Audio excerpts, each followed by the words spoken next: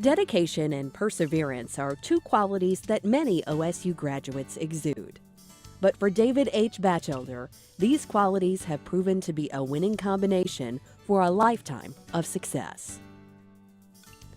David was born in Bartlesville, Oklahoma on June 14, 1949, the middle son of Tilly and Arlie Batchelder. David was a typical middle child, and he and my dad and their younger brother Russell used to do just crazy stuff all the time. And so they were all kind of big, large, loud guys like we Batchelders tend to be. And everybody that you talk to that knew him when he was younger says he's exactly the same today as he was back then. David's father, Arlie, was the first person in their family to attend college. He instilled the importance of a college education on everyone in the Batchelder family. And when David finished high school, he joined his brother Gene at their father's alma mater, Oklahoma State. David was a member of Sigma Alpha Epsilon fraternity at OSU and served on the College of Business Student Council with several other prominent cowboys, including Senator Tom Coburn. He also received several awards at OSU for his scholastic achievements.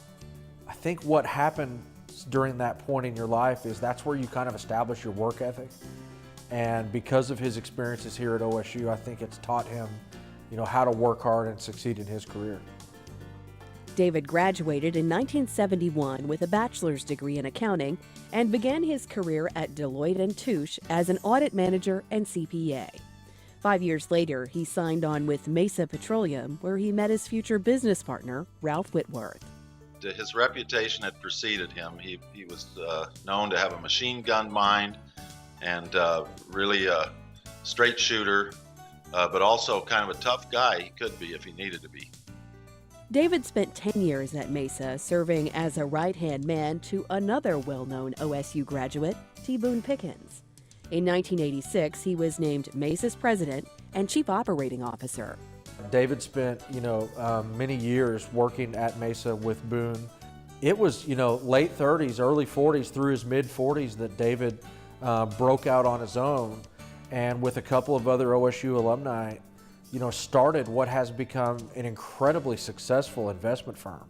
And to think about, myself turning 40 and having that point in your life being when you're making some huge leaps in your career and taking some significant risks, it makes it all that more impressive. After leaving Mesa in 1988, David founded Relational Advisors, a financial advisory firm that provided guidance on mergers, acquisitions, restructurings, and other corporate issues. He was out here in California, and then I was back east in Washington, D.C., and we ended up doing almost everything we did together. Several years later, that we founded Relational Investors, and it's been just one of the greatest partnerships that anyone could ever dream to have working with David. Relational Investors, which the two founded in 1996, is a proactive investment firm that manages more than $6 billion in some of the largest pension firms around the world. Today, David and Ralph's ventures make up the Relational Group, which serves numerous corporations on shareholder, financial, and strategic matters. And so what he's taught me is that it's those big risks and those big opportunities that you see in front of you that you have to grasp. You can't be scared. And there's really nothing off limits for that guy. David himself has served as director of 10 corporations, including ConAgra Foods and the Home Depot, which sought the assistance of David and the Relational Group in 2006. David went on the board, and we worked with them on their operations, on their compensation, on their capital allocation. So really across the board on all the issues they were facing. And it's hard to really describe the contribution that we make in hopefully all of the projects we get involved in. But certainly that was a good example and some of David's best work. David could not have been as successful as he's been without, tremendous dedication. But I think on top of that, he also has tremendous vision. And part of that vision is the ability to, let's say, look at underperforming companies and know how to turn them around, see what it would take to make them successful. And that vision has, I think, explained a lot of his success. David's numerous business interests have not kept him from staying connected to his alma mater. He's given his time as a speaker for the Spear School of Business and as a homecoming judge for the OSU Alumni Association. He just doesn't get a chance physically to get back as often as he'd like. But man, he is a orange-blooded cowboy through and through. David and I both went to state colleges, and we liked that we have that in common, and we grew up in small towns. And he talks about his time there often and about the school and the progress. And he and his brother Gene, it's one of the things that I know they enjoy in common, that they've carried forward throughout their lives. One of the ConocoPhillips OSU Alumni Center's most prominent features, the Traditions Hall fireplace, was named for Arlie Batchelder by David and his family.